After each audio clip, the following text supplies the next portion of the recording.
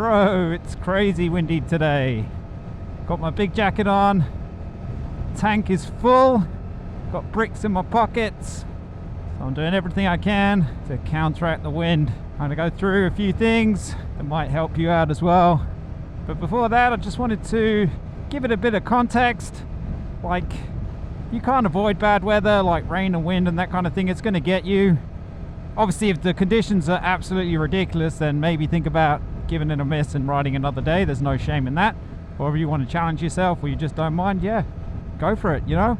I'm not here to judge, just sharing what I do and some of my thoughts. In the lead up to doing my test, my motorcycle test, there was a severe weather warning a few days beforehand, and they were saying that there was going to be gale force winds, that kind of thing. And of course it was on the day of my test, and I was thinking, they're definitely going to cancel. Surely they don't do the tests during these crazy conditions. They got to cut the learner riders some slack. But no, got in contact with them, or I didn't even need to get in contact with them, just looked on their website, and basically it was like, this is an all conditions kind of vibe. You know, it's got to be absolutely biblical in order for us to call it off. So yeah, it was a crazy windy day, the day of my test. I had to get up early and ride through morning rush hour traffic to get there for the start of the day, and there's a pretty big bridge between where I am and the test center, and it was crazy windy, but I didn't have much riding experience at that point, and I was totally fine. You know, it was a bit nerve-wracking, a bit hair-raising. I did get knocked around a little bit, but I just tried to, you know, go with the bike and just do what I'd been practicing in trying to ride with good technique. So hugging the tank and just being loose on the controls and that kind of thing, which is what I try and do normally, but it was just even more so with the weather conditions. So I just wanted to start off with that little bit of context to say, you know, if I could do that before I even had my test, before I'd even got my provisional license and that kind of thing, that, you know, hopefully you'll be okay too.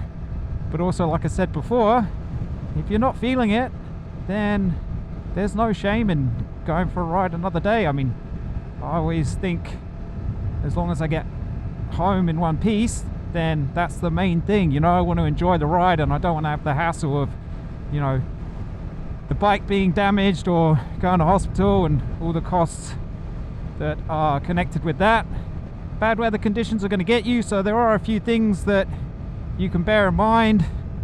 And like I said a moment ago, for me, one of those was just trying to think about my riding technique and how in general I try not to put too much input onto the handlebars, so I try and have a nice loose grip. The bike wants to ride straight, wants to stay upright, so I try to have a loose grip with my hands, but I try to grip the tank with my legs, so it's kind of below the waist I'm kind of hugging the bike, and above the waist I'm trying not to hug the bike.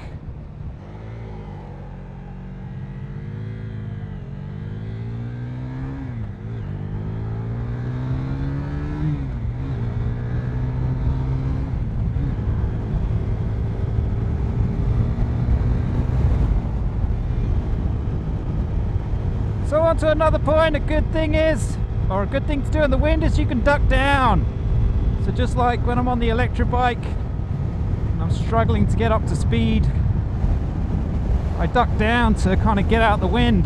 So you can use your upper body position to kind of counterbalance and correct yourself with the wind in mind. So yeah, you're trying to be in harmony with the bike, as it were. And a good tip is with your body is trying to counterbalance the wind. So I'm not talking about counter steering yet, we'll get onto that in a minute. I'm just talking about using your body position. Kind of a simple example of that is if you're into a headwind, you can kind of drop your arms, your shoulders, get your head down a bit, like kind of like a crouched position, just as I would do if I was trying to get a bit of speed in a straight line, like I said a moment ago, especially on the electric bike, I'm trying to squeeze a few more points at the top when the thing's kind of maxing out. But yeah, on a small bike like this one, the KTM 390 Duke, it's not a particularly heavy bike. Even with an almost full tank today, it is a naked bike, so they're kind of trying to go for lightweight and shaving off weight where they can.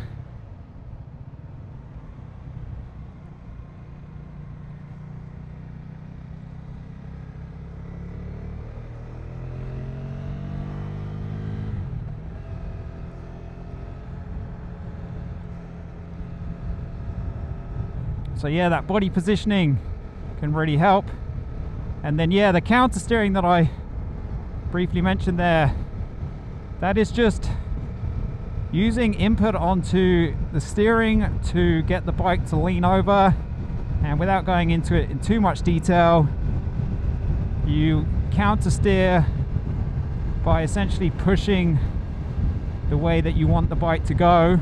So it seems a little counterintuitive, because you would think if you wanted to make the bike go to the right, you'd want to push your left hand away from you to make the wheels turn that way.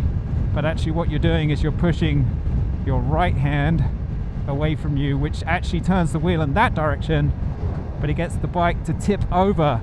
And basically with counter steering, it just means the bike tips over momentarily and then corrects itself, and you can kind of dip it down the other way into a turn. But yeah, I don't want to get into that too much, because counter steering is a hot topic and a whole video to itself. But yeah, you're basically putting in little micro adjustments to the steering to counteract for the wind. So if the wind is straight on, you're not really going to do that. You're going to do the dip down like I was talking about before. But if it's coming at you from the side, you're basically either trying to use your body or the bike itself, or really both together in harmony, to counteract the wind. So if the wind is coming at you from your right hand side, you're kind of wanting to push back against that with your body slightly, and also lean the bike that way slightly. But the wind can come and go. So if you're pushing towards the right and the wind is counteracting that and then suddenly disappears, you're obviously going to move to the right. Or if the wind is swirling around, that kind of thing, or you've got a truck like this, you know, it's kind of forces are coming and going. So I don't put too much thought into it. Like I said, when I was on my way to my test and the way back, it was crazy windy, and the ride that we did during the test around town in busy traffic, I just kind of tried to go with it. I didn't want to overthink it, because even when I'm riding on a day that's not windy, the road surface is far from perfect. There's other vehicles, that kind of stuff, and the bike's moving around under you, and I try not to fight the bike. I try to go with it, because to me, my take on it seems to be that when I see those videos of people coming off and then the bike just keeps going and gets more upright without the rider, you know, my take on that is that these bikes are really well designed, and you know, all that time they've spent in the wind tunnel and the engineers perfecting the aerodynamics and everything else, the bike wants to stay upright and keep going forwards, and often it's that input from the rider that's causing the issues. So I always try to have minimal input into the bars and try to hug the tank with my knees. And like I touched on a moment ago, the kind of bike that you're on is obviously going to have an impact. This is a pretty lightweight bike. It's considered a beginner bike over here in Australia. It's not particularly big or heavy, so it's going to get knocked around a fair bit more than something that's big and heavy. But the electric bike gets knocked around in super light winds, so it really does depend on what bike you're on. But if it's the only bike you got and it's windy a lot where you are, it's often windy here, you're just going to have to get used to it, or just take that option of, you know, you're just not going to ride as often. But it's your call. There's no shame in it whatsoever. I just want you to stay safe, ride smart, ride safe, that kind of thing. Obviously, if you've got any tips or tricks or comments, or you think I've said something wrong, feel free to hit me up in the comments section, right my wrongs, or let me know your thoughts or what you think. Be very interested to know what you reckon.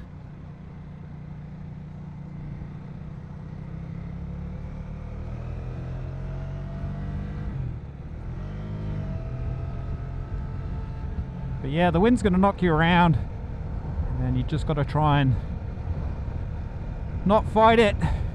The other thing is giving yourself some space. So like here on a bend like this, I'll just say that again in a moment.